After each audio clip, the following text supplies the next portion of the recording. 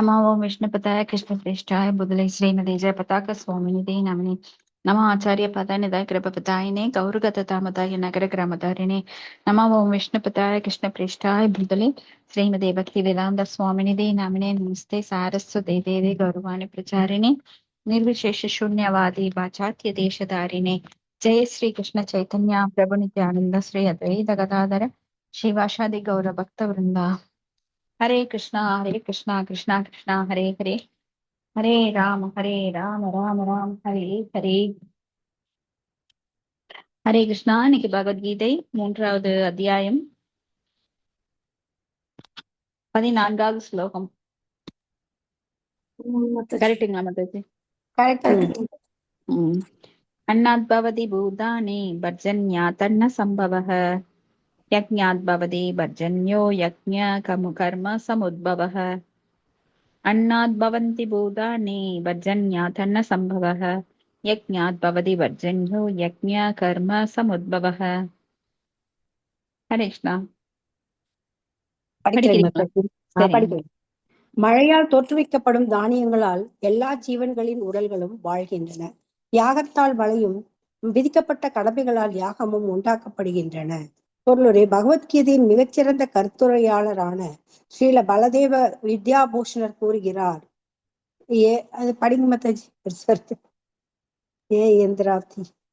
ஏந்திராத்யங்க தயாவஸ்தி தம் யக்ஞம் சர்வேஸ்வரம் விஷ்ணும் அப்யச்ய தஸ்சேசம் அஷ்னந்தி தேன தத் தேகயாத்ராம் சம்பாதயந்தி தேசந்த சர்வேஸ்வரஸ்ய யக்ஞ புருஷ்ய பக்தாக சர்வகில்பிஷைரணாதி காலவிருத்தைர் ஆத்மானுபவ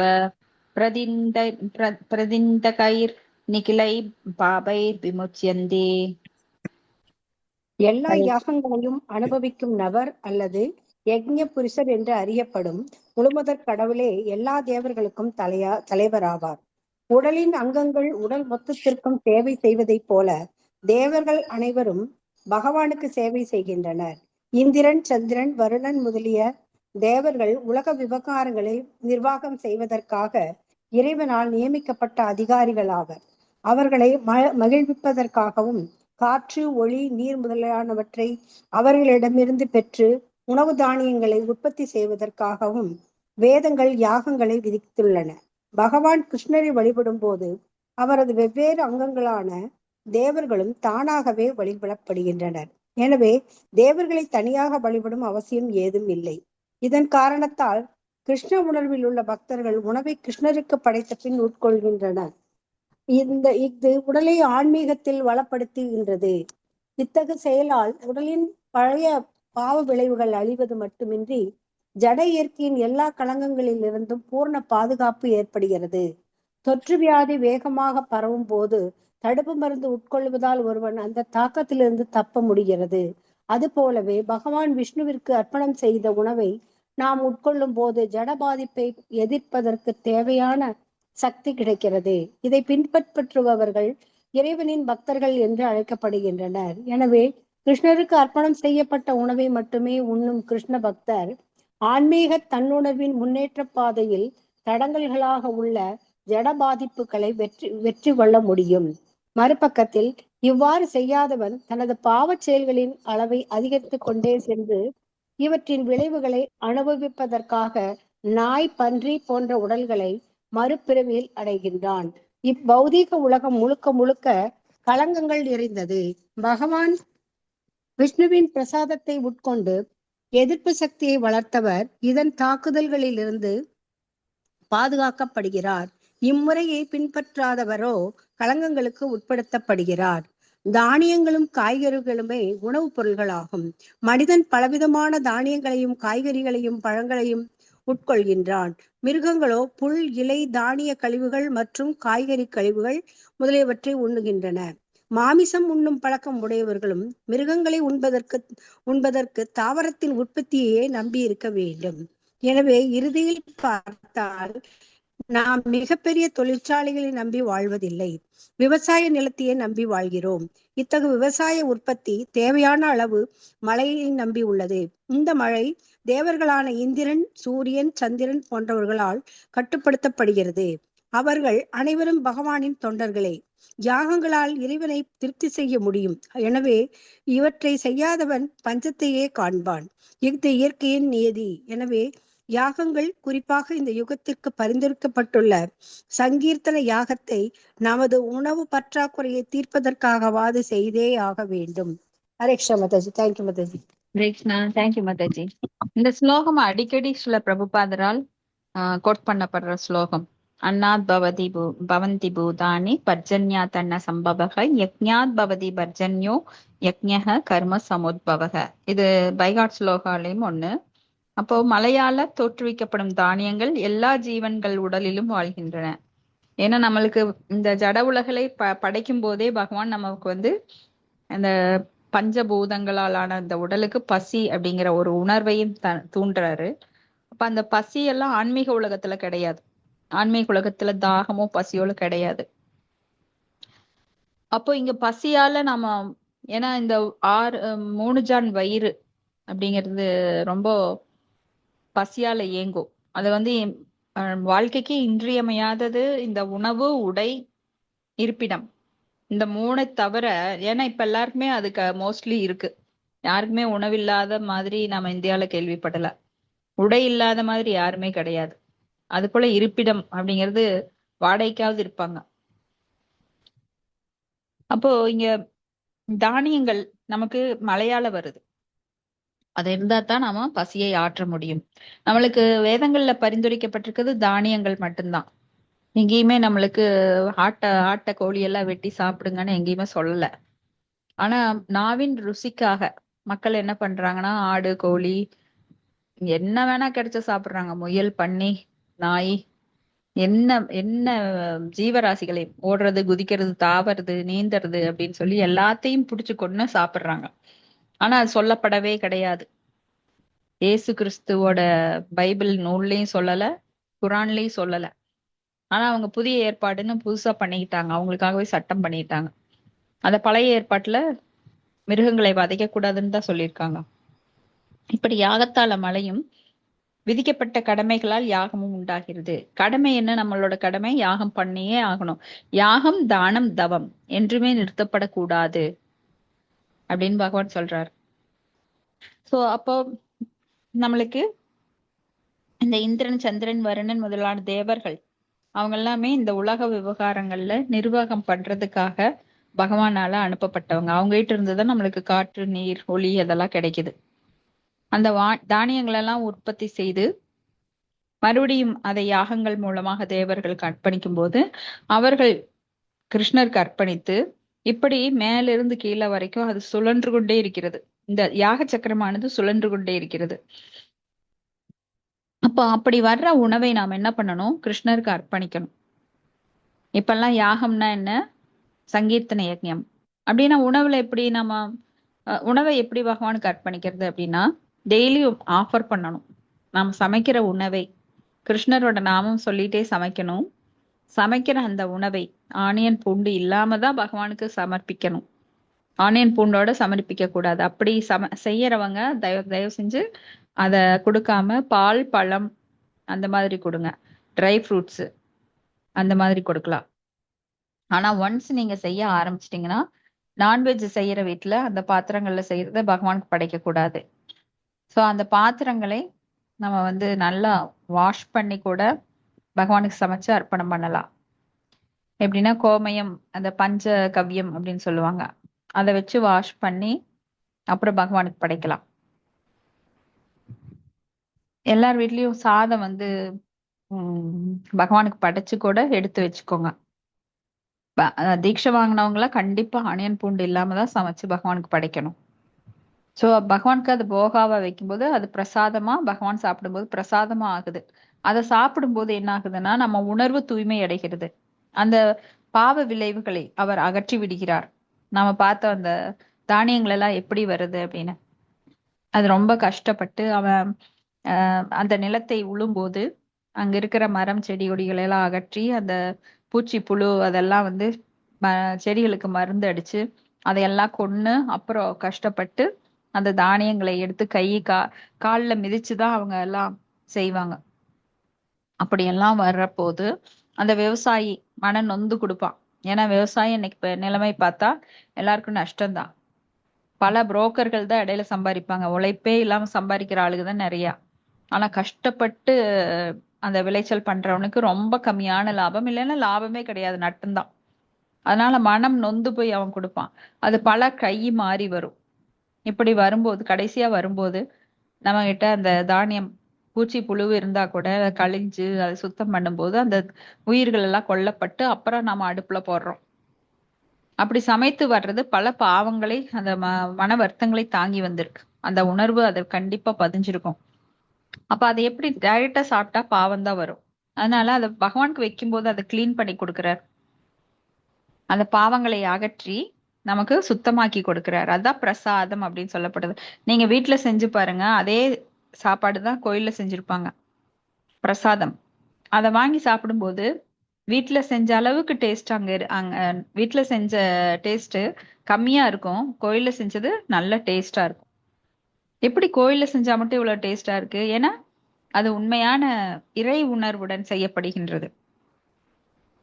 அப்போ அப்படி நாம பிரசாதமாக சாப்பிடும்போது அது ஜட பாதிப்பை எதிர்கொள்ள போதுமான சக்தி அதுல இருந்து கிடைக்குது. இப்போ ஒரு நோய் வந்தா நம்ம எதிர்ப்பு சக்திக்கு ஒரு இன்ஜெக்ட் பண்ணுவாங்க இல்லையா? அது மாதிரி பகவானுடைய பிரசாதத்தை உண்ணும் போது அந்த ஜட பாதிப்பிலிருந்து நம்மை காக்கின்றது.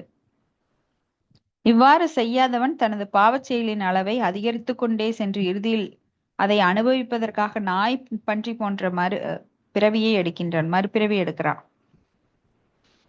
ஏன்னா இந்த பௌதீக உலகம் வந்து முழுக்க முழுக்க களங்கங்கள் நிறைந்தது. இங்க வந்து எதுவுமே சுத்தம் கிடையாது. ஏன்னா அதான் ஜட உலகம். ஆன்மீக உலகுக்கும் பௌதீக உலகுக்கும் வித்தியாசம் என்னன்னா, ஆன்மீக உலகம் மிக தூய்மையானது, ஆனால் இந்த பௌதீக உலகமோ களங்கங்கள் நிறைந்தது. அப்ப பகவான் விஷ்ணுவின் பிரசாதத்தை உட்கொண்டு எதிர்ப்பு சக்தியை வளர்த்தவர் இதன் தாக்குதலில் இருந்து பாதுகாக்கப்படுகிறார். இதை பின்பற்றாதவர்கள் களங்கத்திற்கு உட்படுத்தப்படுகிறார்கள். அப்ப தானியங்களும் காய்கறிகள் தான் மனிதனோட உணவு. மிருகங்களுக்கு இந்த புல், இலை, தானிய கழிவுகள், இதெல்லாம் காய்கறி கழிவு, இதெல்லாம் விலங்குகள் உண்ணது, மிருகங்கள். இப்ப மிருகம் இப்ப நான்வெஜ் சாப்பிட்றவங்களுக்கு கூட மிருகங்கள் வேணும் அப்படின்னா, கொன்னு திங்கிறதுக்கு வேணும் அப்படின்னா அதுக்கு என்ன அவசியம்? புல், பூண்டு போன்ற இயற்கை அந்த காய்கறிகள் அதெல்லாம் வேணும் கண்டிப்பா. தாவரங்களோட உற்பத்தி நம்பிதான் இருக்கணும். மிருகங்கள் உண்பதற்கு கூட அந்த தாவரங்கள் வேணும், அப்புறம்தான் அதை அடிச்சு கொள்ள முடியும். அப்போ விவசாய நிலத்தை நம்பியே நாம் இருக்கிறோம். அப்ப இதுக்கு இந்த மழை வேண்டி இருக்கு. அந்த மழை எங்கிருந்து வாங்கணும்? தேவர்கள்ட்ட இருந்து. நாம தேவர்களை தேவர்களுக்கு யாகம் செய்வதன் மூலமாக. ஆனா இப்பெல்லாம் தேவர்கள் அந்த யுகங்கள்ல முறைப்படி இருந்தது. ஆனா இந்த காலத்துல தேவர்களை எல்லாம் நம்ம எந்த எந்த யுகத்திலயும் சரி, பக்தி யோகம் அப்படின்னா டைரக்டா பகவான வேண்டும் போது அவரே எல்லாம் தர்றாரு. அப்ப அவங்கள வந்து அவமதிக்க வேண்டிய அவசியம் கிடையாது. அதே சமயம் அவர்களையே வழிபட வேண்டிய அவசியம் கிடையாது. ஏன்னா நீங்க பேங்க்ல பணம் போட்டிருக்கீங்க, பணம் போட்டிருக்கிறத போய் எடுக்க போறீங்க. அப்போ அந்த மேனேஜர் வந்து உங்களுக்கு சைன் பண்ணி எடுத்து நீங்க வித்ட்ராயல் கொடுக்குறீங்க, ஒரு ஸ்லிப் கொடுத்தோன்னா அவர் வித்ட்ரா பண்ணி தர்றாரு.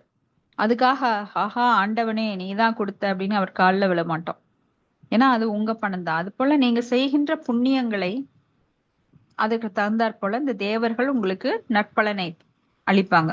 சிலருக்கெல்லாம் நல்ல பணக்காரங்களா இருப்பாங்க, அழகா இருப்பாங்க, சில நல்ல உறவுகள் அமையும். இதெல்லாம் காரணம் முற்ஜென்ம நல்ல காரியங்கள் செஞ்சதுனால அந்த புண்ணியத்தை அனுபவிக்க இப்ப அவங்களுக்கு எல்லாமே நல்லா இருக்கும். சிலரெல்லாம் அவங்க நல்லா இருக்கிறவங்க, நம்மளை விட அதிகமா பணம் இருக்கு, நல்லா அவங்களுக்கு அமைப்பு இருக்கு, லாபம் வருது, இப்படி எல்லா விதத்திலயும் பார்த்தா அவங்க வந்து புண்ணியம் செஞ்சிருக்காங்க. அந்த புண்ணியத்தை யார் தர்றாங்கன்னா தேவர்கள் மூலமாக பகவான் தருகிறார். ஏன்னா அவங்கதான் இந்த ஜட உலகை ஆட்சி செய்வதற்காக பகவானால் நிர்ணயிக்கப்பட்டவர்கள். இப்ப யாகங்களால் இறைவனை எதிர்ப்பு செய்ய முடியும். எனவே இவற்றை செய்யாதவன் பஞ்சத்தையே காண்கிறான். இது இயற்கையோட நியதி. அப்ப இந்த யுகத்துக்கு பரிந்துரைக்கப்பட்டிருக்கிறது சங்கீர்த்தன யக்ஞம். அப்ப உணவு பற்றாக்குறைக்கு தீர்ப்பதற்காகவாவது நாம என்ன பண்ணணும்? சங்கீர்த்தனை யஜ்ஞம் பண்ணணும். ஹரே கிருஷ்ண கிருஷ்ண கிருஷ்ண ஹரே ஹரே, ஹரே ராம ராம ராம ஹரே ஹரே என்ற மந்திரத்தை நாம எப்பொழுதும் ஓதிக்கொண்டே இருக்க வேண்டும். அடுத்த ஸ்லோகம் 15. கர்ம பிரம்மோத்மம் வித்தி பிரக்மாஷர சமுத்பவம் தஸ்மாத் சர்வகதம் பிரம்ம நித்யம் யக்ஞே பிரதிஷ்டிதம். ஹரே கிருஷ்ணா. மாதாஜி. நான் படிக்கிட்டேன் மாதாஜி. படிங்க மாதாஜி. சரி படிங்க மாதாஜி, படிங்க. மொழிபெயர்ப்பு மற்றும் பொருளுரை ஆசா பக்திவேதாந்த சுவாமி சில பிரபாத குத்தேவிக்கு ஜெய். விதிக்கப்பட்ட கடமைகள் வேதங்களை அடிப்படையாக கொண்டவை. வேதங்கள் நேரடியாக முழுமுதற் கடவுளிடமிருந்து தோன்றியவை. எனவே எங்கும் பரவியுள்ள முழுமுதற் கடவுள் எல்லா யாகங்களிலும் நித்தியமாக வீற்றுள்ளார். பொருளுரை. யஜ்ஞார்த்த கர்மம், அதாவது கிருஷ்ணனின் திருப்திக்காக செயலாற்றுவதன் தேவை இப்பதத்தில் மிகவும் வலியுறுத்தப்பட்டுள்ளது. நாம் யஜ்ஞ புருஷரான விஷ்ணுவை திருப்திப்படுத்துவதற்காக செயலாற்ற வேண்டுமெனில் பிரம்மன் எனப்படும் திவ்யமான வேதங்களின் வழிகாட்டுதலை நாம் கண்டறிய வேண்டும். வேதங்களே நமது செயல்களுக்கான வழிகாட்டிகள் ஆகும். வேதங்களின் வழிகாட்டுதலின்றி செய்யப்படும் செயல்கள் அனைத்தும் விகர்மங்கள், அதாவது அங்கீகரிக்கப்படாத செயல்கள் அல்லது பாவச் செயல்கள் எனப்படும். எனவே செயல்களின் விளைவுகளிலிருந்து தப்பிக்க ஒருவன் எப்போதும் வேதங்களின் வழிகாட்டுதலை ஏற்றுக்கொள்ள வேண்டும். சாதாரண வாழ்வில் எவ்வாறு நாட்டின் சடங்குகளுக்கு உட்பட்டு செயலாற்ற வேண்டியுள்ளதோ அதே போல இறைவனின் உயர் விதிகளுக்கு ஏற்ப ஒருவன் செயலாற்ற வேண்டும். வேதங்களில் அங்கு அளிக்கப்பட்டுள்ள வழிமுறைகள் முழுமுதற் கடவுளின் மூச்சிலிருந்து நேரடியாக தோன்றியவை. அஸ்ய மகதோ பூதஸ்ய நிஸ்வசிதம் ஏதத் யத் ரிக் வேதோ யஜுர்வேதக சாமவேதோ அதர்வாங்கி ரசக. 4 வேதங்களான ரிக், யஜுர், சாம மற்றும் அதர்வன வேதங்கள் புருஷோத்தமரான முழு முதற் கடவுளின் மூச்சிலிருந்து தோன்றியவை. பிருகத் ஆரண்யக உபனிஷத் 4.5.11 சர்வசக்தி பொருந்தியவரான கடவுள் மூச்சாலும் பேச்சு வலிமையுடையவர். தனது ஒவ்வொரு புலன்களாலும் மற்ற எல்லா புலன்களிலும் செயல்களையும் செய்யும் தனிப்பெரும் வல்லமை இறைவனுக்கு உண்டு என்பதை பிரம்ம சம்ஹிதை விவரிக்கின்றது. வேறு விதமாக கூறினால், மூச்சால் பேசவும் கண்களால் கருவூட்டவும் அவருக்கு வல்லமை உண்டு. உண்மையில் தனது கண்களால் பௌதீக இயற்கையை பார்த்ததன் மூலமாக ஜீவன்கள் அதனுள் அவர் கருவுற செய்ததாக கூறப்பட்டுள்ளது. இயற்கையின் வயிற்றில் உயிர்களை கருத்தரிக்க செய்ய பிறகு கட்டுண்ட அவ்வுயிர்களின் முழுமுதற் கடவுளின் திருநாட்டிற்கு திரும்பிச் செல்வதற்கான வழிமுறைகளையும் வேதங்களில் விவரித்தார் இறைவன்.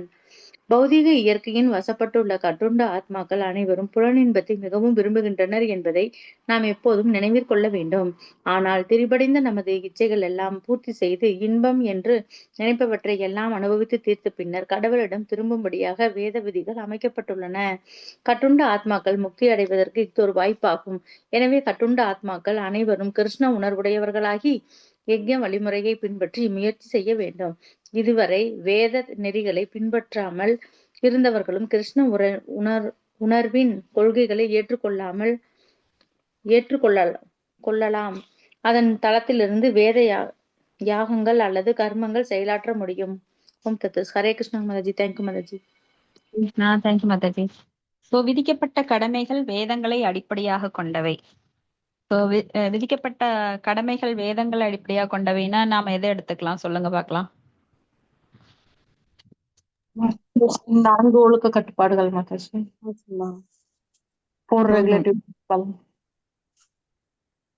இல்ல, விதிக்கப்பட்ட கடமைகள். எது விதிக்கப்பட்ட கடமைகள்? வர்ணாசிரமம் தர்மம். Very good. கரெக்ட் மாதாஜி. ராமனர் அவங்களுக்கு எஸ் மாதாஜி. ஒவ்வொருக்கும் விதிக்கப்பட்ட கடமைகள் இருக்கு. இப்ப பிராமணர்கள் அப்படின்னா அவங்க வேதங்களை ஓதணும். பிராமணர்களுக்கு அடுத்தது சத்திரியர்கள். அவங்க இப்போ மக்களை காப்பதற்காக போர் புரிதல், அவங்க தானம் கொடுத்தல். அரசனா இருந்தா ரெண்டையுமே பார்க்கணும். மக்களை காப்பதற்காக ஒரு பக்கம் சத்துவகுணத்துல செயல்படணும், இன்னொரு பக்கம் ரஜோகுணத்துல செயல்படணும். அப்புறம் சூத்திரர்கள் 3 வர்ணத்துக்கும் செய்யணும். வைசியர்கள் அவங்க தொழில் கடமைகள். அவங்க தொழில் புரிஞ்சு அரசாங்கத்திற்கு வரி கொடுக்கணும். இல்லைன்னா பசு பராமரிப்பு இல்ல வேளாண்மை வெள்ளாண்மை அதை பண்ணணும். இந்த மாதிரி விதிக்கப்பட்ட கடமைகள் வேதங்களை அடிப்படையாக கொண்டவை. அப்ப வேதங்கள் எங்கிருந்து வருது? வேதம் யார் சொன்னது? பகவான் சொன்னது. இந்த மாதாஜி. அது எந்த ஸ்லோகத்துல ப்ரூவ் பண்ணுவீங்க? ஆஹ் நானே வேதங்களின் எல்லாத்துக்கும் நான் சொல்லி பகவத்கீதையில பகவான் சொல்லியிருக்காருல்ல மாதாஜி. ஆமாங்க, அது எந்த ஸ்லோகம்? நானே வேதைச சர்வைர் அகம் வேதவேத்யோ வேதாந்த கிருத் வேதவித் ஏவச்சா. 15.15 சரிங்களா? 15.15 அவர் சொல்றார், வேதங்களை படைத்தவனும் நானே. ஏன்னா அவரோட மூச்சுக்காற்றிலிருந்து வேதங்கள் உருவாகின்றது. எப்போ நாம் எல்லாம் இந்த ஜட உலகத்திற்கு வந்தோமோ, ஜட உலகத்தை எப்பொழுது பகவான் படைத்தாரோ அப்பொழுதே நம்மளுக்கு ஒரு சட்டத்தை கொடுத்து இங்க அனுப்பினார். அப்போ இந்திய நாட்டுல மட்டும் சட்டம் கிடையாது. நாம மனிதர்களாக இருக்கும்போது நமக்கு ஒரு குறிப்பிட்ட சட்டம் கொடுத்து அதன்படிதான் வாழ வேண்டும் அப்படின்னு பகவான் அனுப்பியிருக்காரு. நம்மளுக்கு முழு சுதந்திரம் கொடுக்கல.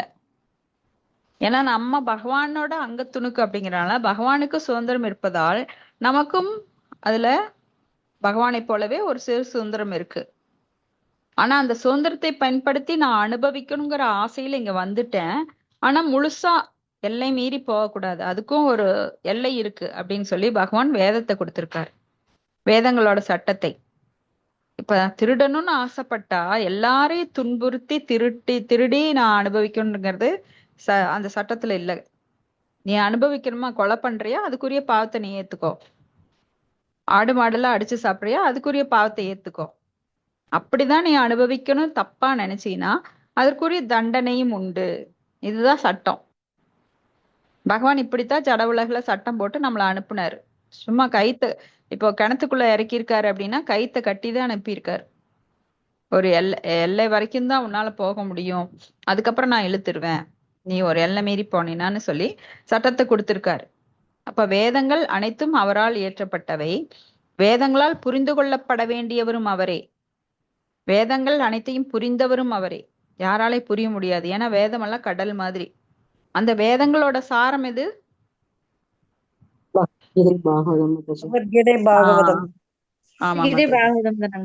ஆமாங்க, எல்லா வேதங்களின் சாரம்தான் பகவத்கீதை பாகவதம். அப்போ அந்த பகவத்கீதை பாகவதம் என்ன சொல்லுதுன்னா பக்தி தொண்டை நம்மளுக்கு சொல்லுது. பகவானுக்கு பக்தி தொண்டு புரிய வேண்டும். அப்ப இந்த கலியுகத்துல நாம சங்கீர்த்தனம் பண்ணணும். ஏன்னா இப்பெல்லாம் வர்ண ஆசிரமம் கிடையாது.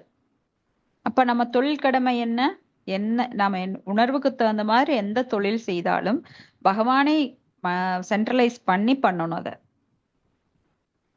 யக்ஞ புருஷர் விஷ்ணு யாரு? யக்ஞ புருஷர். யக்ஞங்களுக்கெல்லாம் அவர்தான் புருஷர். அதான் யக்ஞேஸ்வரர் அப்படின்னு சொல்லப்படுறார். யக்ஞை வை விஷ்ணுகு. அப்ப கிருஷ்ணரின் திருப்திக்காக அதை செய்யணும். யாரு திருப்திப்படுத்துறதுக்காக யாகம்? யோகேஸ்வரன் சொல்றாங்க. யோகேஸ்வரர், யோகேஸ்வரர், யக்ஞேஸ்வரர், நிறைய பெயர்கள் உண்டு. அப்ப பிரம்மன் எனப்படும் திவ்யமான வேதங்களின் வழிகாட்டுதலை நாம் கண்டறிய வேண்டும். வேதங்களே நமது செயல்களுக்கான வழிகாட்டி. சோ நாம என்ன செயல் செய்யறோமோ அனைத்தும் வேதங்கள்ல சொல்லப்பட்டிருக்கா? இப்ப நிறைய பேரு வேதங்கள்ல சொல்லப்படாத சடங்குகள் நிறைய செய்வாங்க. ஒரு கல்யாண வீட்டுல தாலி கட்டுற நேரத்துல ஒரு பூனை குறுக்க போகும், ரொம்ப தொந்தரவு பண்ணும், மியா மியான்னு கத்திட்டு. அப்ப அங்க அந்த பிராமணர் என்ன பண்ணுவாரு? ஓதுறவரு அந்த பூனையை தூக்கி ஒரு கூடையில போட்டு முன்னாடி அடைச்சு வச்சுட்டாரு. அவங்க செல்ல பிராணியோ என்னவோ தெரியல, அங்கேயே சுத்திட்டு இருக்கும். அது தூக்கி பூனை ஒரு கூடையெல்லாம் அடைச்சு வச்சுட்டாரு.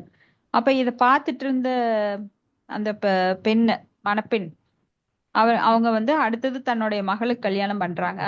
அப்ப என்ன பண்றாங்கன்னா, மக கல்யாணத்தப்போ இது இப்ப எங்க அம்மா செஞ்ச சடங்கு, ஒரு பூனையை புடிச்சிட்டு வாங்க அப்படின்னு சொல்லி பூனையை புடிச்சிட்டு அந்த பெண்ணோட கல்யாணத்துல மறுபடியும் கூடையில போட்டு அடிக்கிறாங்க.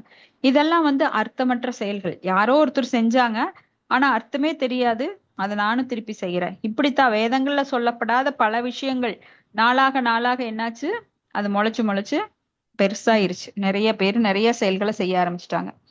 அப்போ எது கர்மா, எதை செய்ய வேண்டும், அப்படிங்கிறது தெரியறது இல்ல. வேதங்கள்ல சொல்லப்படுறது தான் செய்யணும், அதான் கர்மா.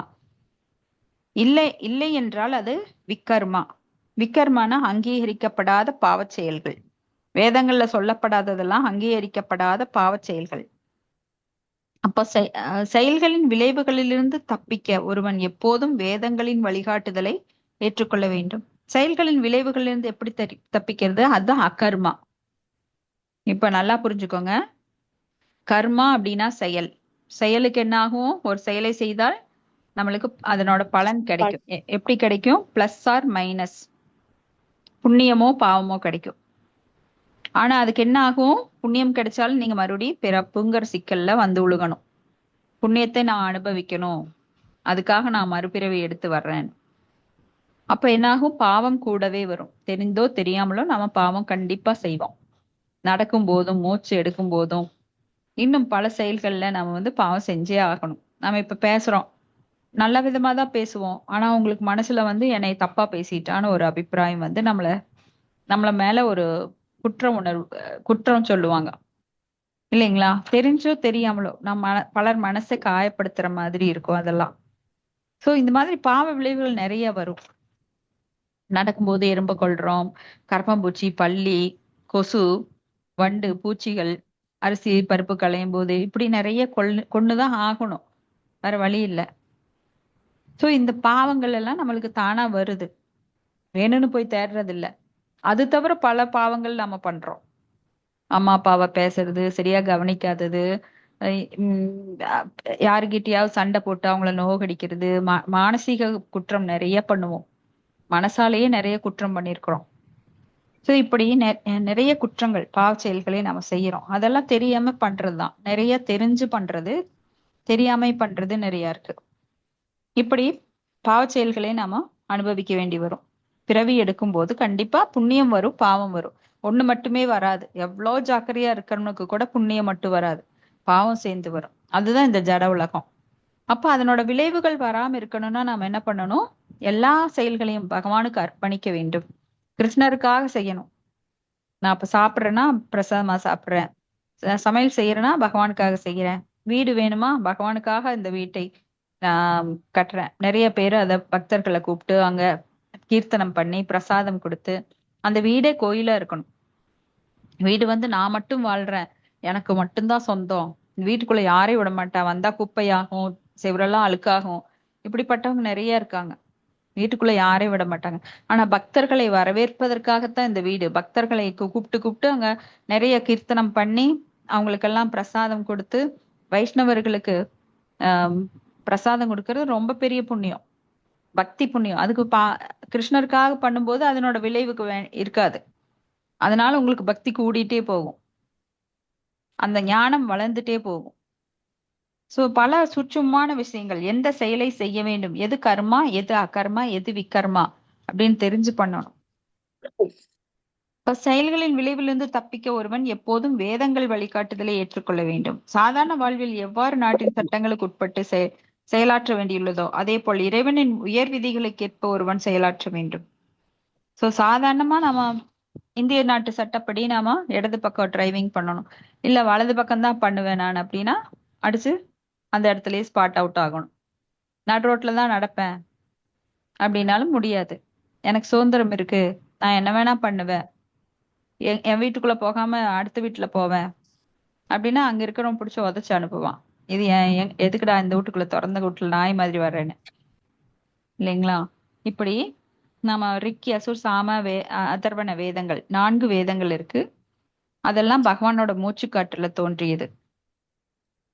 அப்ப பகவானுடைய ரூபம் எப்படிப்பட்டது அப்படின்னா, பகவான் நாமெல்லாம் காலால நடப்போம், கண்ணால பார்ப்போம், காதால கேட்போம். ஆனா பகவானுடைய அங்காணி அது பிரம்ம சம்ஹிதையில கூட சொல்லப்பட்டிருக்கு. அங்காணி யஸ்ய கைலேந்திர விருத்தி மந்தி பஷ்யந்தி பாந்தி கலயந்தி சிரம் ஜகந்தி ஆனந்த சின்மய சத் உஜ்வல விக்கிரகஸ்ய கோவிந்தமாதி புருஷம் தமஹம் பஜாமி. இப்ப அங்காணி, அவரது அங்கங்கள் எப்படிப்பட்டது அப்படின்னா, கண்ணாலையும் பார்க்கலாம், காதாலையும் பார்க்கலாம், காலாலையும் பார்க்கலாம். நம்மளுக்கெல்லாம் ஒரு உறுப்பு ஒரு வேலை தான் செய்யும். ஆனா பகவானுடைய ஒவ்வொரு உறுப்புகளும் எல்லா வேலையும் செய்யும். அவர் மூச்சாலும் பேசவும் கண்ணால் கருவூட்டவும் அவருக்கு வல்லமை உண்டு. இது எதுல இருந்து நாம பார்க்கலாம்? கண்ணால் கருவூட்டுறது குந்தி தேவி கருவுட்டுறாங்க இல்லைங்களா மாதாஜி? இது வந்து பகவானோட பார்வையால தானா? இல்லையே. அது வந்து பல தேவர்களை குந்தி தேவி கூப்பிடுறாங்க, அதனால கருவுட்டுறாங்க. அது தேவர் ஆமாங்க. அது விஸ்வாமித்திர முனிவர் தந்த வரத்தினால. வரத்தினால. சரி. விஸ்வாமித்திரர் கர்ணன் இல்ல. அது மாதிரி Sorry. தாங்களா மாதாஜி? கர்ணன் இல்ல மாதாஜி. நான் இல்ல பகவானை பத்தி நான் கேக்குறேன். நான் பகவானை பத்தி கேக்குறேன். நெல் முளைத்து வருது இல்லைங்க மாதாஜி? இல்ல இல்ல. இப்போ பகவான் தன் கண்ணாலேயே கருவுற்றார். அதுக்கு ஒரு ஸ்லோகம் கூட இருக்கு. யாருக்காவது ஞாபகம் வருதா? மாதாஜி, பகவத்கீதையில தானா? ஆமா. உம், தனது பார்வையாலேயே கருவூட்டுவார் அப்படின்னு சொல்லி அந்த ஸ்லோகத்துல சொல்லப்பட்டிருக்கு. இப்போ அவர் வந்து விஷ்ணு எவ்வளவு புருஷ அவதாரமாக வருகிறார் இல்லையா? எவ்வளவு விஷ்ணுக்கள் வர்றாங்க? 3 விதமான விஷ்ணுக்கள் மாதாஜி. கர்ப்போதக சாய் விஷ்ணு, காரணோதக சாய் விஷ்ணு. காரணோதக சாய் விஷ்ணு, சீரோதக சாய் விஷ்ணு. அந்த காரணோதக சாய் விஷ்ணு என்ன பண்ணுவார்? பிரம்மா வந்து தாமரை தண்டுல இருந்து பல பிரபஞ்சங்களை உண்டாக்குறாரு மாதாஜி காரணோதக சாய் விஷ்ணு. எப்படி பண்றார்? காரணோதக சாய் விஷ்ணு பல பிரபஞ்சங்களை உண்டாக்குறது இல்ல. காரணோதக சாய் விஷ்ணு காரணோதக சாய் விஷ்ணு பிரபஞ்சங்களை தனது கண் பார்வையாலேயே அதை கருவூட்டுகிறார். கர்ப்போதக சாய் விஷ்ணு. காரணோதக சாய் விஷ்ணு தன்னுடைய மயிர்கால்ல இருந்து நிறைய லோகங்களை படைக்கிறார். கர்ப்போதக சாய் விஷ்ணு கண்களாலேயே அவற்றை வந்து கருவூட்டுகிறார். ஓகேங்க. அப்போ மயா தக்ஷேன பிரகிருதி சூயதே சராச்சரம் ஹேதுநானேன கௌந்தேயே ஜெகத் விபரிவர்த்ததே. இந்த ஸ்லோகம் கேள்விப்பட்டிருக்கிறீங்களா? எத்தனாவது ஸ்லோகம்? ஸ்லோக நம்பர் மறந்துட்டேன். மயா தக்ஷேன பிரகிருதி சூயதேச சராச்சரம் 108ல பாருங்க. 108 முக்கியமான ஸ்லோகங்கள்ல பாருங்க. மயா தக்ஷேன பிரகிருதி சூயதேச சராச்சரம் ஹேதுநானேன கௌந்தேய ஜெகத் விபரிவர்த்ததே. நீங்க எடுங்க. சோ அப்படி பகவான் வந்து கண்ணாலேயே கருவறை செய்வார்.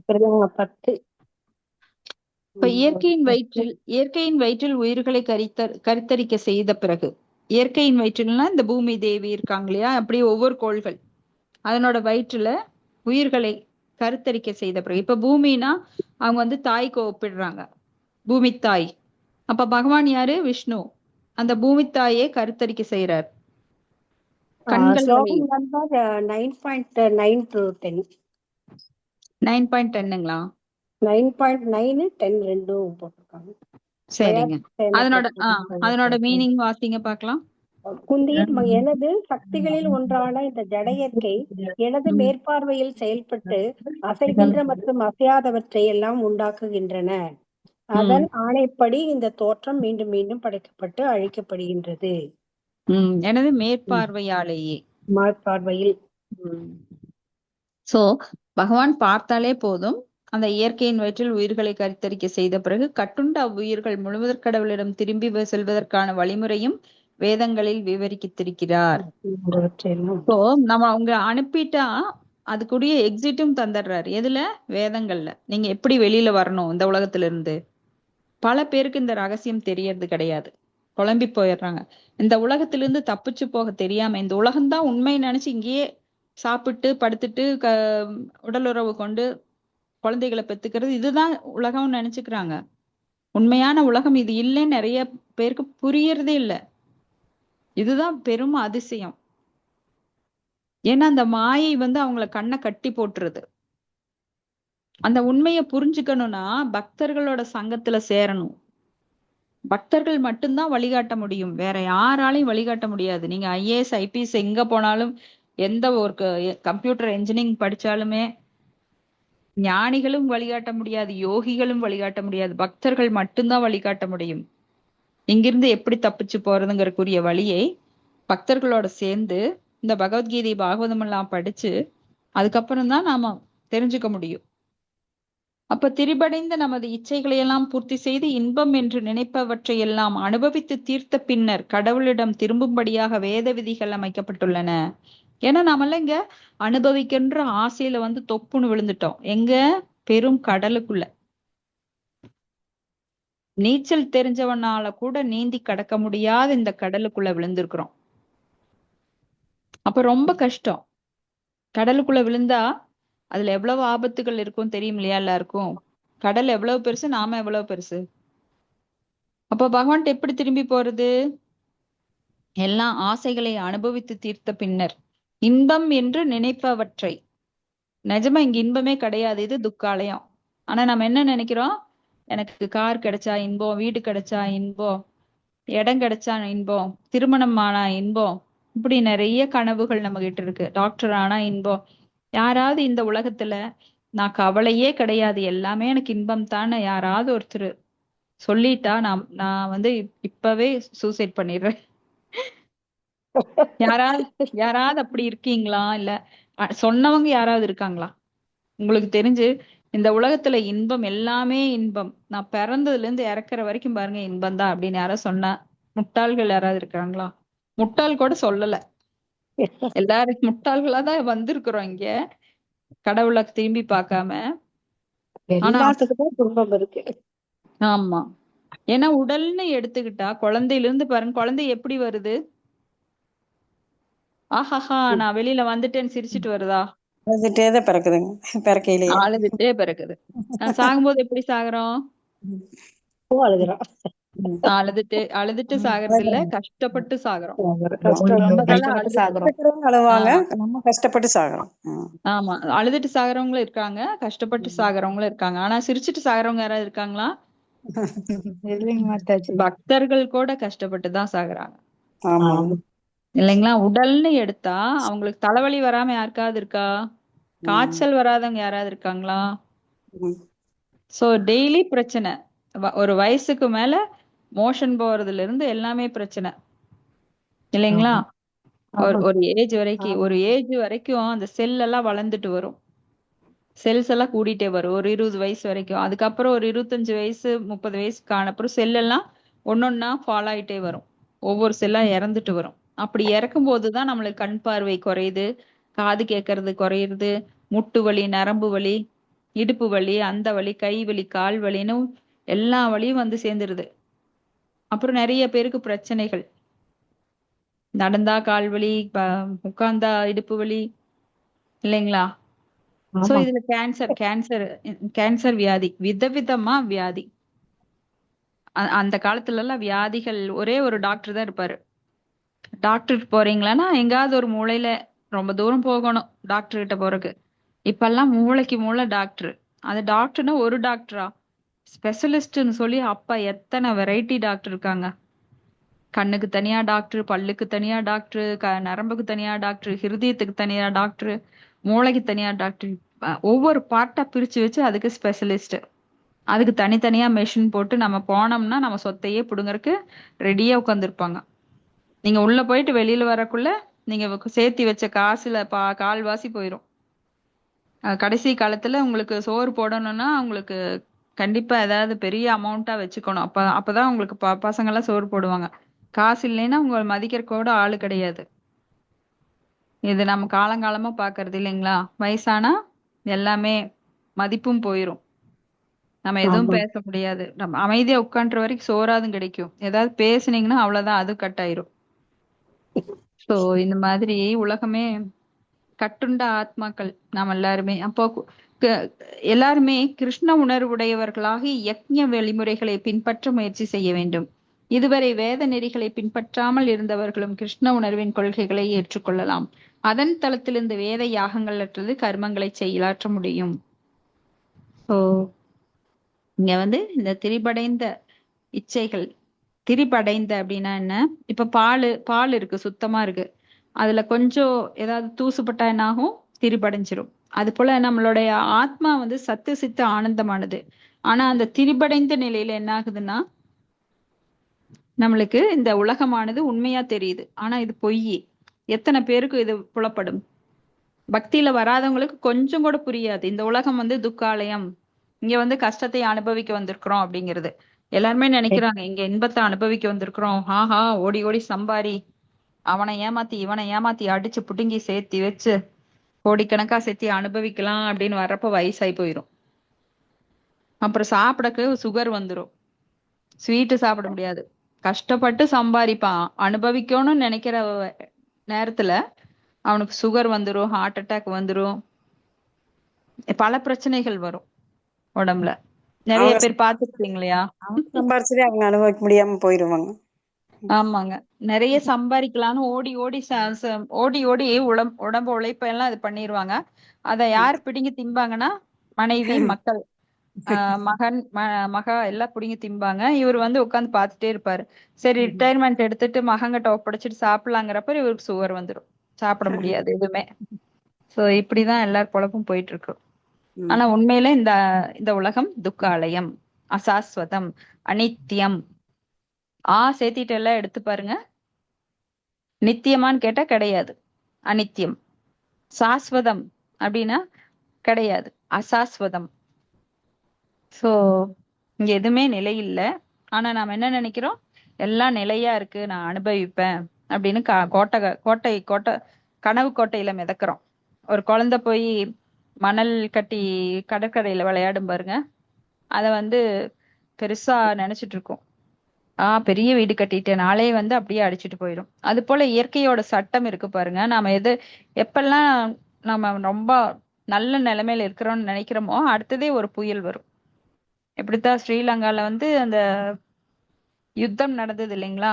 அப்ப பெரிய ஒரு கோடீஸ்வரர் எங்க வீட்டுக்கு பக்கத்துல மண்டபத்துல வந்திருந்தார்.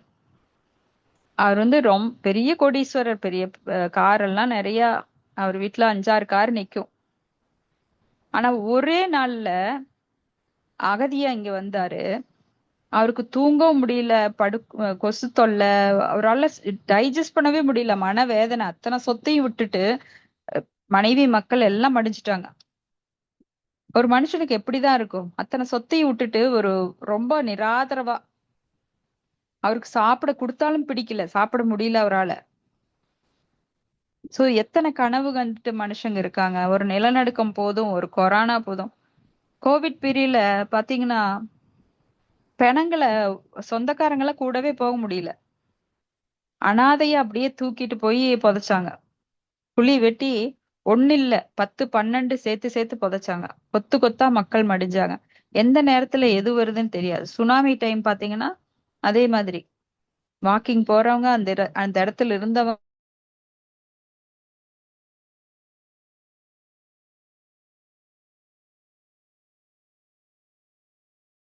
முடியாது. நிலையில்லாத ஒரு உலகத்துல இருக்கிறோம். எப்ப வேணா மரணம் வரலாம். வெளியில போனா ஆக்சிடென்ட் ஆனா நம்ம செத்தோம், அவ்வளவுதான். சோ இதெல்லாம் வந்து பாதகமா சொல்றேன்னு நினைக்க வேண்டாம், யதார்த்தங்கள் இதெல்லாம். சோ இப்போதே சொல்லி வைத்தேன் நாராயணா எனும் திருநாமத்தை. குலசேகராழ்வார் சொன்ன மாதிரி நாம அதிகமான புண்ணியத்தை டப்பால சேவிங்ஸ்ல போட்டு வச்சோம் அப்படின்னாதான் இறப்பின் போது அது நம்மளுக்கு பயன்படும். அதனால நிறைய பகவத்கீதை கேட்கறது, பாகவதம் கேட்கறது, பக்தி தொண்டு பண்றது, பகவானோட நாமத்தை ஸ்மரண் பண்றது, கேட்பது, ஸ்ரவணம், அதுக்கு ஒன்றும் செலவே கிடையாது. போன எதையோ பார்த்துட்டு உட்காந்துட்டு இருப்போம். இது கேட்கறதுனால நம்மளுக்கு நிறைய புண்ணியம் கைகூடிட்டே வரும். பக்தி புண்ணியம் சாதாரண புண்ணியம் கிடையாது. இது வந்து விளைவுகள் அற்றது. விளைவு கொடுக்கக்கூடிய புண்ணியமா இருந்தா மறுபடியும் பிறக்கணும். ஆனா பக்தி புண்ணியத்துக்கு அந்த விளைவுகள் எரிக்கப்பட்டு அது சாம்பலாக்கப்படுகிறது. அடுத்தது ஸ்லோகம் 16. ஏவம் பிரவர்த்திதம் சக்கரம் நானுவர்தய திஹயஹ அகாயுர்ஹிந்திரியா ராமோ மோகம் பார்த்த சஜீவதி. ஹரே கிருஷ்ணா. மாதாஜி. எனது அன்பு அர்ச்சனா, வேதங்களில் விதிக்கப்பட்டுள்ள இத்தகைய யாக சக்கரத்தை இம்மனித வாழ்வில் கடைபிடிக்காதவன் முற்றில் பாவகரமான வாழ்க்கையை வாழ்கிறான். புலன்களின் திருப்திக்காக மட்டுமே வாழ்பவன் வாழ்வின் பயனற்றதாகும். பொருளுரை: கடினமாக உழைத்து புலனின்பம் அனுபவியுங்கள் என்னும் பணவெறியர்கள் கொள்கை இறைவனால் இங்கு கண்டுபிடிக்கப்படுகிறது. எனவே பௌதீக உலகில் அனுபவிக்க விரும்பும் முந்தைய பதங்களில் கூறப்பட்டதாக யாக சக்கரத்தை கடைபிடிப்பது மிகவும் இன்றியமையாததாகும். இத்தகைய ஒழுங்குமுறைகளை கடைபிடிக்காதவன் வாழ்க்கையில் மென்மேலும் இழிந்து அபாயகரமான நிலையை அடைகிறது. இயற்கையின் ஏற்பாட்டின்படி இந்த மனித உடல் தன்னுணர்வுக்காக உண்டானதாகும். கர்மயோகம், ஞான யோகம், பக்தி யோகம் என்று 3 வழிகளில் ஏதேனும் ஒரு வழியை பின்பற்றி தன்னுருவை அடையலாம். நன்மை தீமைகளை கடந்து வாழும் ஆன்மீகவாதிகள் விதிக்கப்பட்ட யாகங்களை கண்டிப்பாக செயலாற்ற அவசியமில்லை. ஆனால் புலனுணர்ச்சியில் ஈடுபட்டிருப்பவர்கள் மேற்கூறிய யாக சுழற்சியை பின்பற்றி தங்களை தூய்மைப்படுத்திக் கொள்வது அவசியம். பல்வேறு விதமான செயல்கள் உண்டு. கிருஷ்ண சிந்தனையில் இல்லாத நபர்கள் புலன்களின் சிந்தனையில் ஈடுபடுபவர் என்பது நிச்சயம். எனவே புண்ணியங்களை செய்வது அவர்களுக்கு அவசிய தேவையாகும். புலன்களின் சிந்தனையில் உள்ளவர்கள் அச்செயல்களின் விளைவுகளில் சிக்கிக்கொள்ளாமல் தங்களது ஆசைகளை பூர்த்தி செய்து கொள்ளும் விதத்தில் இந்த யாகங்கள் அமைக்கப்பட்டுள்ளன. உலகம் வளம் பெறுவது நமது சொந்த முயற்சி அல்ல. அது பின்னணியில் இருக்கும் முழுமுதல் கடவுள் செய்து தரும் ஏற்பாட்டினை பொறுத்தது ஆகும். இந்த ஏற்பாடுகள் தேவர்களால் நேரடியாக செய்யப்படுகின்றன. எனவே ஒரு குறிப்பிட்ட தேவரை மையமாக கொண்டு யாகங்கள் வேதங்களில் விதிக்கப்பட்டுள்ளன. இது மறைமுகமான கிருஷ்ண உணர்வை பயிற்சியாகும். ஏனெனில் யாகங்களை செய்பவன் பக்குவமடையும் போது அவன் கிருஷ்ண உணர்வை அடைவது உறுதி. ஆயினும் இது போன்ற யாகங்களை செய்து ஒருவன் கிருஷ்ண உணர்வை அடையவில்லை எனில் இவை வெறும் புண்ணிய செயல்களாகவே கருதப்படும். எனவே ஒருவன் தனது முன்னேற்றத்தை புண்ணிய செயலுடன் நிறுத்தி கொள்ளக்கூடாது. அதனை தாண்டி கிருஷ்ண உணர்வை அடைய வேண்டும். ஹரே கிருஷ்ணா மாதாஜி. நன்றி மாதாஜி. ஹரே கிருஷ்ணா. தேங்க்யூ மாதாஜி. இது வந்து ஹைரார்கி. சோ நீ வந்து பக்தி தொண்டுக்கு நேரடியாக வரவில்லை என்றால் சரி, லிஃப்ட்ல ஏற மறுக்கிற, லிஃப்ட்ல ஏறலைன்னா அட்லீஸ்ட் படியிலையாவது ஏறிவா, மெதுவா ஏறிவா. லிஃப்ட்ல வந்து நீ சீக்கிரமா மேல போக பிரியப்படல, அப்ப படியில மெதுவா ஏறிவா. யாராவது மறுப்பாங்களா லிஃப்ட்ல ஏறி மேல போறதுக்கு? சோ இல்ல நான் படியிலேயே ஏறி வர்றேன் அப்படின்னு சொல்றவங்க மெதுவா அப்ப புண்ணிய காரியங்களை செய்து அதன் மூலமாக அடுத்த ஜென்மத்துல, ஏன்னா புண்ணியம் நிறைய செய்யும் போது என்னாகும், ஹேசாம் தொந்த கதம்பாவம் ஜெனானாம் புண்ணிய கர்மனாம் தேக்துவந்த்வ மோக நிர்முக்த பஜதேமாம் திருடவர்தாக. அப்ப அந்த புண்ணிய காரியங்களின் பலனாக உங்களுக்கு ஒரு சுக்ருதி வரும். புண்ணியம்னா இப்போ யாராவது ஒரு 4 பேருக்கு நீங்க சாப்பாடு போடும்போது அதுல ஒரு பக்தர் இருந்திருப்பாரு. அந்த பக்தர்களுக்கு உணவு கொடுத்ததன் மூலமாக மத்த 3 பேரு மோசமானவர்களா இருந்தா கூட ஒரு பக்தருக்கு கொடுத்ததுனால உங்களுக்கு அஞ்ஞான சுக்ருதி வரும். அதன் மூலமா பக்தி உங்களுக்கு கொடுக்கப்படும். அப்படி இந்த மாதிரி கொஞ்சம் கொஞ்சமா புண்ணியம் சேர்த்து நீங்க எங்கிட்ட வரலாம். பிறவிதோறும் கொஞ்சம் கொஞ்சமா அதை சேகரித்து கொஞ்சம் அப்புறம் பக்தி புண்ணியம் கிடைக்கும். சாதாரண புண்ணியங்கள்னால உங்களால பகவான்கிட்ட போக முடியாது. அப்ப பக்தி புண்ணியம் நிறைய சேர்த்தணும். எப்படி? டெய்லியும் நாமத்தை ஜபிப்பதன் மூலமாக, பகவத்கீதை பாகவதம் படிப்பது கேட்பதன் மூலமாக, பக்தர்களோட சங்கத்துல ஓயாது பகவானின் புகழை பேசுவதன் மூலமாக, இப்படி எல்லாமே நம்மளுக்கு நிறைய வழிகள் சொல்லப்பட்டிருக்கு. இப்ப சாப்பாட்டுல எப்படி பல ருசிகள் இருக்கு, இனிப்பு, துவர்ப்பு, காரம் எல்லாமே நமக்கு வேணும் இல்லையா, அறுசுவை. அது போல இந்த பக்தி பண்றதுல கூட கேட்டுட்டே இருக்கிறதுனா உங்களுக்கு சலிப்பா இருக்கா? கிடையாது. அப்போ படிக்கலாம். படிக்கிறதன் மூலமா உங்களுக்கு சலிப்பு ஏற்படுதா? எந்திரிச்சு கீர்த்தனம் பண்ணலாம், நடனம் ஆடலாம், இன்னும் கோயிலுக்கு போய் சுத்தம் பண்ணி கொடுக்கலாம், கோயிலை சுத்தம் பண்ணி கொடுக்கலாம், பூக்கட்டி கொடுக்கலாம், சமையல் செய்யறதுக்காக காய்கறி அரிஞ்சு தரலாம், பிரசாதம் செய்யறதுக்காக. இப்படி பல வேலைகள் இருக்கு. இதுல போர் அடிச்சா அதுல போர் அடிச்சா அதுன்னு பல வெரைட்டிஸ் ஆஃப் டேஸ்ட். சோ இங்க வந்து பகவான் என்ன சொல்றாருன்னா, அர்ஜுனா, வேதங்களில் விதிக்கப்பட்டுள்ள இத்தகைய யாக சக்கரத்தை இந்த வாழ்வில் கடைபிடிக்காதவன் முற்றிலும் பாவகரமான வாழ்வு வாழ்கிறான். அதனாலதான் நாத்திகர்கள் நிறைய உண்டாகுறாங்க. ஏன்னா அவங்க தங்களை கட்டுப்படுத்ததை விரும்புறது கிடையாது. இப்ப யாராவது இந்த குழந்தைகளை இங்க உட்கார்ந்து படி, இந்த ரூமை விட்டு வெளியில போகாத அப்படின்னா அதுக்கு பிடிக்காது. அப்பத்தான் அதுக்கு வெளியில போய் விளையாடணும்னு ஆசை வரும். சோ சிலருக்கெல்லாம் சட்டம் போட்டா அதை மீறி போகணுங்கிற வெறிதான் வரும். அப்ப அவங்களாம் நாத்திகர்கள் ஆயிடுறாங்க. ஏன்னா பகவான் இருந்தா தானே நாம சட்டத்தை ஏத்துக்கணும். ஏன்னா பகவானால கொடுக்கப்பட்டது தானே சட்டம், வேதம். அப்ப வேதத்தின் சட்டப்படி நீ இரு அப்படின்னா நான் இருக்க மாட்டேன். இங்க வந்ததே எதுக்கு?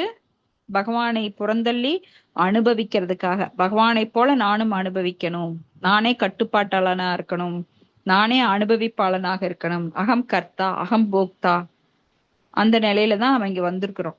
அப்ப மறுபடியும் இங்க வந்து எனக்கு சட்டத்தை தந்தா நான் ஏத்துக்கோனா, அதனால நாத்திகர்கள் ஆயிடுறாங்க. அனுபவிக்கணும், சட்டமெல்லாம் போட்டா நம்ம அனுபவிக்க முடியாது. அதனால அந்த கொள்கையை எடுத்துக்கிட்டு அவன் தன்னோட இஷ்டத்துக்கு கற்பனைக்கு தகுந்த மாதிரி வாழ்க்கை வாழ்ந்துக்கிறான். இப்ப இந்திய சட்டம் சொல்லுது, நீ வந்து வீட்டை விட்டு வெளியில வரக்கூடாது. அந்த கோவிட் டைம்ல சொன்னாங்க இல்லையா, வீட்டை விட்டு வெளியில வரக்கூடாது. ஆனா என்னால வீட்லயே உட்காரவே முடியாது, பைத்தியம் பிடிச்ச மாதிரி இருக்கு. அதனால ஒளிஞ்சு ஒளிஞ்சு என்ன பண்ணுவான், சிலரெல்லாம் வெளியில போவான், சிலரெல்லாம் போலீஸ் பிடிச்சு அடிச்சு அனுப்புவாங்க, திட்டி அனுப்புவாங்க, இனி வந்தீங்கன்னா ஃபைன்னு சொல்லி அனுப்புவாங்க. இப்படி நிறைய பேர் போனாங்க. சோ இப்படிப்பட்டவங்க வாழ்க்கையில சட்டத்தை கடைபிடிக்கிறது கிடையாது. அது வந்து பாவகரமான வாழ்க்கை. நான்வெஜ் சாப்பிடக்கூடாதுன்னா சாப்பிட்டுத்தான் ஆவேனா, அதுக்குரிய பாவம் நீ ஏத்துக்கத்தான் வேணும். அதுதான் இயற்கையோட சட்டம். நீ லஞ்சம் குடிச்சாலாம் இயற்கையோட சட்டத்தை மாத்த முடியாது. இங்கதான் நிறைய ஓட்டைகள் இருக்கு மனிதனோட சட்டத்துல. ஏன்னா நம்மளாம் குறையுடைய புலன்களை உடையவர்கள், நம்மள ஏமாற்றும் இயல்புடையவர்கள். நம்ம புலன்கள்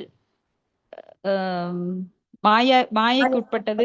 நம்மளாம் தவறு மாயைக்கு உட்பட்டவர்கள், தவறு செய்யும் இயல்புடையவர்கள், ஏமாற்றும் இயல்புடையவர்கள், மாயைக்குட்பட்டவர்கள், குறையுடைய புலன்களை உடையவர்கள். இத்தனை பிரச்சனை இருக்கு நம்மகிட்ட. அதனால நம்ம சட்டமெல்லாம் வீக்கா தான் இருக்கும். அதனாலதான் நிறைய திருடர்கள் வெளியில இருக்கிறாங்க, திருடாதவங்க உள்ள இருக்கிறாங்க. பெரிய திருடனெல்லாம் வெளிநாட்டுல இருக்கிறான், ஆனா லோக்கல் திருடனெல்லாம் ஜெயில இருக்கிறான். அப்ப புலன்களின் திருப்திக்காக மட்டும் வாழ்பவன் வாழ்வு பலனற்றது. வெறும் புலன்கள், ஏன்னா புலன்கள் எல்லாம் அழியக்கூடியது, அந்த ஆத்மாவோ அழியாதது. ஆத்மாங்கிறது பௌதிகமானது கிடையாது, ஆன்மீகமானது. ஆனா அந்த புலன்கள் எல்லாம் ஜட இயற்கைக்குட்பட்டது, ஜடத்தால் ஆனது. இதெல்லாம் புலன்கள் it's it's metal world, material world. So இதெல்லாம் அழியக்கூடியது, தற்காலிகமானது. ஆனா ஆத்மாவோ என்றும் அழியாது, நிரந்தரமானது, ஆன்மீகமானது. ஆன்மீகம் அப்படின்னாலே அது சத்து சித்து ஆனந்தம். அப்ப அதுக்குத்தான் நம்ம ஃபோக்கஸ் பண்ணணும், அதுக்குத்தான் இம்பார்ட்டன்ஸ் கொடுக்கணும். ஆனா நம்ம யாருமே அதை பத்தி நினைக்கிறது இல்ல. உடலுக்கான காரியத்துல காலையில விடிஞ்சதுல இருந்து பொழுது சாயிற வரைக்கும், தூங்குற வரைக்கும் இந்த உடலுக்கு என்ன செய்யலாம் என்ன செய்யலான்னு தான் பக்தி இல்லாதவங்க அலைஞ்சிட்டு இருக்காங்க. ஆனா பக்திக்கு இம்பார்ட்டன்ஸ் கொடுக்கறவங்க தான் ஆத்மாவுக்கு புத்துயிர் அளிக்கிறார்கள். ஏன்னா இது வரைக்கும் நம்ம கொடுக்காதனால அந்த ஆத்மா சோர்ந்து போயிருக்கு. ஆனா இப்ப எனர்ஜி எப்படி கிடைக்குது, பகவானை பற்றி பேசுறதுனால கேட்கறதுனால அந்த ஆத்மாவுக்கு இன்பம் கிடைக்கின்றது. அதனால என்ன ஆகுது, இப்போ அந்த ஆனந்தம் கிடைக்குது. ஆத்மாவுக்குரியது ஆனந்தம், அந்த ஆனந்தம் பக்தர்களுக்கு கிடைக்குது. அப்ப சில பேர் சொல்றாங்க, கடினமாக உழைத்து புலனின்பத்தை அனுபவிங்கள். நான் என்ன சொல்லுவாங்க, செய்யும் தொழிலே தெய்வம். இது யாரு இந்த வேதத்துல இருக்கு, செய்யும் தொழிலே தெய்வம், எல்லாரும் போற பாதை ஒண்ணுதான் அப்படிங்குவாங்க. இந்த மாதிரி நிறைய பழமொழிகளை வாய்க்கு வந்தது ரைமிங்ஸா இருக்குதுன்னு சொல்லிட்டு அப்புறம் தானத்தில் சிறந்தது அன்னதானம் சொல்லுவாங்க. இது எந்த வேதத்துல இருக்கு? சட்ட பிரகாரம் சொல்லணும். நம்மளுக்கு எது சட்டம்? பகவத்கீதை பாகவதம். நாம சொல்றது கோட்டிங்கோட சொல்லணும். இப்ப கோர்ட்டுக்கு போய் ஒருத்தன் லீகல் புக்ல இந்த சட்டத்துல அதன்படி நான் சொல்கிறேன் அப்படின்னு சொன்னாதான் ஏத்துக்குவாங்க. படிக்காத முட்டாள் போய் சும்மா கச்சன்னு பேசினா என்ன ஏத்துக்க மாட்டாங்க. அது போல இங்க கடினமாக உழைத்து புலனின்பம் அனுபவியுங்கள், அத்தனைக்கும் ஆசைப்படுன்னு ஒருத்தர் சொல்லுவார். கேள்விப்பட்டிருக்கீங்களா? அத்தனைக்கும் ஆசைப்படு. இந்த ஜட உலகமானது ஆசைகள்ல ஏற்கனவே கொந்தளிச்சிட்டு இருக்குது. மறுபடியும் அதுல கொண்டு போய் பெட்ரோல் ஊத்து அப்படின்னா எப்படி இருக்கும்? இன்னும் அதிகமா எரியும். ஏற்கனவே நம்ம காம குரோத லோபம் மோகம் மத ஆச்சரியன்னு ஏற்கனவே நிறைய அசுரர்கள் நெருப்பா எரியறாங்க நம்ம இதயத்துக்குள்ள. இன்னும் கொஞ்சம் அத்தனைக்கும் ஆசைப்படு அப்படின்னா அது அளவில்லாம போகும். எப்ப அணையிறது, எப்ப நாம திரும்பி போறது, இந்த ஜட உலகை விட்டு ஆன்மீக லோகத்துக்கு எப்ப போறது? சான்ஸே இல்ல. அப்போ யாக சக்கரத்தை நாம் பின்பற்ற வேண்டியது இன்றியமையாதது. அதுதான் ஒழுங்குமுறை வாழ்வு. இதை கடைபிடிக்கல அப்படின்னா ரொம்ப அபாயம். அப்போ மனித உடல் தன்னுணர்வுக்கு உண்டானது. அரிது அரிது மானிடராய் பிறத்தல் அரிது. அதுல வந்து கண்டிப்பா நான் யார், அந்த உணர்வு, நான் உடல் அல்ல ஆத்மா அப்படிங்கிற அந்த தன்னுணர்வு ஒவ்வொருத்தருக்கும் உண்டாகணும். அது கர்ம யோகம் பண்ணியோ, ஞான யோகம் பண்ணியோ, பக்தி யோகம் பண்ணியோ, ஏதாவது ஒரு வழிமுறையில நாம அந்த நன்மை தீமை அப்படின்னு கடந்து ஆன்மீகத்துல ஈடுபடணும். ஏன்னா இந்த இருமைகள் நன்மையும் கிடையாது தீமையும் கிடையாது இந்த உலகத்துல, எல்லாம் மனம் பரம் காரணம். ஆனா புலனுகர்ச்சியில ஈடுபட்டிருப்பவர்கள் மேற்கூறிய யாக சக்கரத்தை பின்பற்றி தங்களை தூய்மைப்படுத்திக் கொள்ளுவது ரொம்ப அவசியம். ஏன்னா யாகம் செய்வதன் மூலமாக தூய்மை அடைகிறோம். இப்ப நாம சங்கீர்த்தனம் யாகம் பண்ணும்போது நம்ம ஹிருதயம் சுத்தமாகுது. ஏன்னா ஆரம்ப நிலையே நாம உள்ள வர பக்தர்களுக்கு என்ன சொல்லுவோம், நிறைய மந்திரங்கள் சொல்லுங்க, சொல்லிட்டே வாங்க. அப்போ 1 மாசம் இல்ல 2 மாசம் 3 மாசத்துக்கு அப்புறம் அவங்களால அந்த உணர்வு எப்படி தூய்மை ஆகிறதுங்கிறது நல்லா உணர முடியும். நான் அதை கண்கூட நான் ஆரம்பத்துல அனுபவிச்சிருக்கேன். நான்வெஜ் வந்து என்னால நிறுத்த முடியல, விட்டு விட்டு சாப்பிடுவேன், ரொம்பலாம் சாப்பிட மாட்டேன். ஆனா இங்க வர்றப்போ ஆல்மோஸ்ட் நிறுத்திட்டேன். ஒரு 10 வருஷம் முன்னாடியே நிறுத்திட்டேன். ஆனா அந்த ஸ்மெல் வர்றப்ப கொஞ்சம் டெம்டேட் ஆகும். அதுக்கப்புறம் அந்த நாமம் சொல்ல சொல்ல என்னாச்சுன்னா நிறைய விஷயங்கள்ல எனக்கு கான்சென்ட்ரேஷன் வந்தது. நல்ல பகவத்கீதை பாகவதம் இதெல்லாம் படிக்கிறதுல கான்சென்ட்ரேஷன் வந்தது. தொடர்ந்து கேட்கணுங்கிற ஒரு ஆர்வம், அந்த ருச்சி வந்தது. அப்புறம் வேற வெளியிடங்கள்ல பேச பிடிக்கல, தனிமையை தேடினேன். பக்தர்களோட சங்கம் ரொம்ப ஆர்வத்தை தூண்டுச்சு. அசத் சங்கம் எனக்கு வெறுத்துது. இப்படியாக டிவி பாக்குறது கிடையாது, சினிமா போறது கிடையாது. அதுல எல்லாம் பெரிய பிரச்சனை, பெரிய பெரிய பிரச்சனைகள் வீட்டுல வந்தது. நல்லவங்களா மாறுறதுக்கு தான் அதிகமா பிரச்சனை வருதுன்னு அப்புறம் தான் தெரிஞ்சது. கெட்டவங்களா இருக்கிறது ரொம்ப இந்த உலகத்துல ஈஸி போல. பக்தி பண்றதுக்கு அவ்வளவு எதிர்ப்பு வந்தது. சோ அதெல்லாம் கடந்து வந்திருக்கிறோம். அப்போ கர்ம யோகம், ஞான யோகம், பக்தி யோகம் ஏதாவது ஒரு வழியில நம்மளை வந்து சுத்தப்படுத்தணும். சோ கிருஷ்ண சிந்தனையில் இல்லாதவர்கள் புலன் சிந்தனையில் ஈடுபடுவர். ஒண்ணு மாயாக்கு சேவை செய்யணும், இல்ல கிருஷ்ணருக்கு சேவை செய்யணும். கிருஷ்ணருக்கு சேவை செய்யும் போது நம்மளுக்கு நன்மை அதிகமாயிட்டே போகும். ஆனா புலன்களின் சேவையில் ஈடுபடுபவர்கள் தங்கள் புலன்களை திருப்திப்படுத்த என்னைக்குமே முடியாது. அவங்க தோத்து போயிட்டே தான் இருப்பாங்க.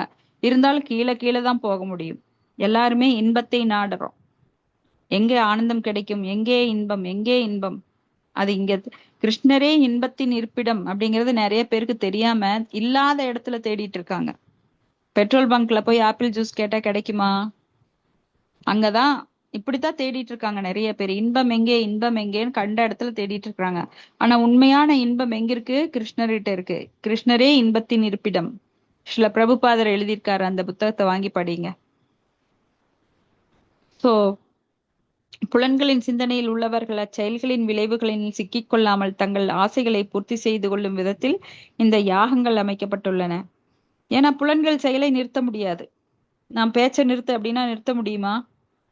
கண்ணை நீ பார்க்காத மூடு அப்படின்னா கண்ணை மூடிட்டே வாழ முடியுமா? காதை நீ எதையும் கேட்காத பஞ்ச வச்சு அடைச்சுக்கோனா முடியுமா? முடியாது. அப்போ கண்களால பகவானின் ரூபத்தை காண வேண்டும். எல்லாரையும் பாக்குறப்ப அவங்களுக்குள்ள இருக்கிற பரமாத்மாவை பார்க்கணும். காதால நம்ம புனிதமான இந்த பகவத்கீதை பாகவதத்தை தொடர்ந்து கேட்கணும். பகவானோட நாமத்தை சொல்லும் போது அதை நாம் கேட்கணும். ஹரே கிருஷ்ணா ஹரே கிருஷ்ணா கிருஷ்ண கிருஷ்ணா ஹரே ஹரே, ஹரே ராம ராம ராம ஹரே ஹரே. அது காதுகளால் தொடர்ந்து கேட்கப்பட வேண்டும். வாயால பகவானின் நாமத்தை, பகவத்கீதை பாகவதம், பகவானின் புகழ், நாமம், ரூபம், லீலை, குணங்கள் இவற்றை பற்றி பேச வேண்டும். இப்படி ஒவ்வொரு புலன்களுக்கும் நாம வந்து கட்டுப்பாட்டை கொடுக்கணும். ஆனா அதுல முதல்ல கஷ்டமா இருக்கும். ஏன்னா மஞ்சக்காமாலை இருக்கிறப்ப கரும்பு ஜூஸ் இனிக்காது. ஆனா மருந்து சாப்பிட சாப்பிட என்ன ஆகும், அது நோய் குணமாகும் போது அந்த கரும்பு ஜூஸ் இனிக்க ஆரம்பிச்சிடும். அது போல முதல்ல பகவானை பற்றி பேசுவதும் கேட்பதும் கொஞ்சம் கஷ்டமா இருக்கும். ஆனா கொஞ்சம் முதிர்ந்த ஆத்மாக்கள், கொஞ்சம் முதல்லயே ஆர்வத்தை வளர்த்துக்கிட்டவங்களுக்கு ஒரு மாடரேட்டா இருக்கும்.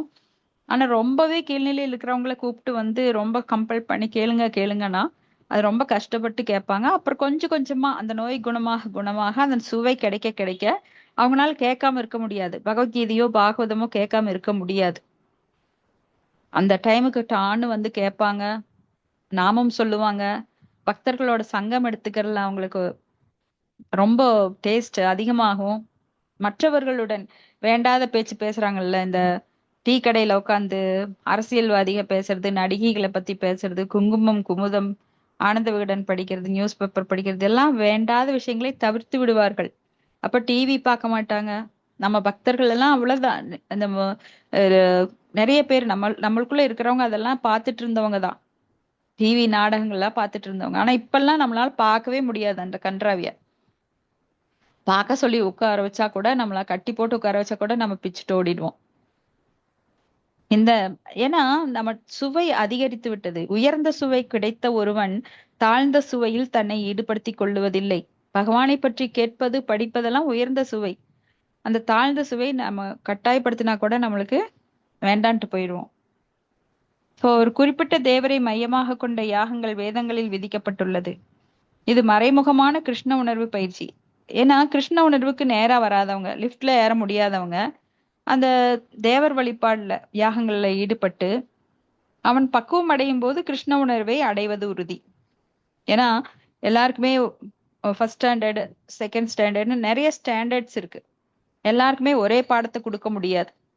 ஸ்டாண்டர்டுக்கு தகுந்த பாடத்தை தான் கொடுக்க முடியும். ஆனா அவன் படிப்படியா ஒரு ஜென்மத்துல கிருஷ்ண உணர்வை அவன் அடைவான். பகுனாம் ஜென்மனாம் அந்தே ஞானவான் மாம் பிரபத்தியதே வாசுதேவ சர்வம் இதி மகாத்மா ஷூ துர்லப. பகுனாம் ஜென்மனாம், பல பல ஜென்மங்களுக்கு அப்புறம் வாசுதேவன் தான் இறுதி அப்படிங்கிற முடிவுக்கு ஒருத்தன் வர முடியும். ஆனா அதுக்கு ஸ்டெப் ஏறணும். கீழேயே உட்கார்ந்துட்டு எப்பயாவது வருவேன் அப்படின்னு கீழே உட்காந்துட்டு இருக்க கூடாது. அதுக்கு முயற்சி பண்ணணும். அப்போ தேவர் வழிபாட்டிலேயாவது அவன் ஈடுபடணும், யாகங்களை செய்து கடைசியா ஒரு நாள்.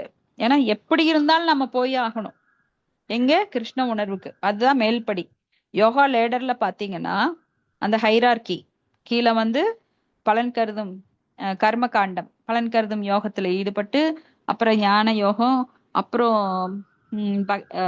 அப்புறம் தியான யோகம், அப்புறம் பக்தி யோகம். ஆனா பக்தி யோகத்துக்கு வர்றதுதான் ரொம்ப ஈஸி. ஆனா இந்த ஸ்டெப் பை ஸ்டெப்பா வர்றது ரொம்ப கஷ்டம். ஆனா சிலர் குட்டிக்க தலையில நின்னுதான் வாங்குவேன் அப்படின்னா அப்படியே நில்லுங்க. ஏன்னா பகவான் சொல்லிட்டாரு, நீ நேரடியா வரலாம், ஆனா கொஞ்சம் கொஞ்சமா வர்றேன்னா அட்லீஸ்ட் தேவர்களையாவது வழிபட்டு யாகங்கள் செய். யாகமோ தானமோ தவமோ நிறுத்தாதேன்னு சொல்றாரு. இப்ப ஒருவன் தனது முன்னேற்றத்தை புண்ணிய செயலுடன் நிறுத்திக் கொள்ளக்கூடாது, அதையும் தாண்டி கிருஷ்ண உணர்வினை அடைய வேண்டும். சில நிறைய பேரு புண்ணியம் செய்து சொர்க்கலோகம் போறதுக்கு தான் ஆசைப்படுவாங்க. ஆனா அதுக்கு மேல கிருஷ்ண உணர்வை அடைந்து கிருஷ்ணரோட லோகத்துக்கு போறதுதான் நிரந்தரம். சொர்க்கலோகம் கூட மறுபடியும் அந்த பிறப்பு இறப்பு மூப்பு பிணி அடங்கியதுதான். அங்க போனாலும் கொஞ்ச நாளைக்கு அதிகமா வாழலாம், அதிக சுகங்களை அனுபவிக்கலாம். ஆனா அது நிரந்தரம் கிடையாது. அங்கிருந்து மறுபடியும் தள்ளப்பட்டு விடுவோம். நம்ம புண்ணிய தீர்ந்த உடனே நம்ம தூக்கி வீசப்படுவோம். அப்புறம் இங்க பூமியில தொப்புன்னு விழுவோம். சோ நிரந்தரமற்ற ஒன்றுக்காக ஆசைப்படாது, நிரந்தரமான ஒன்றிற்காக நாம என்ன பண்ணணும்? கஷ்டப்பட்டு முன்னேறணும். இப்ப கிருஷ்ண உணர்வே ரொம்ப மேன்மையானது. ஹரே கிருஷ்ணா. இதுல ஏதாவது சந்தேகங்கள் கருத்துக்கள் இருந்தா பகிர்ந்துக்கலாம்.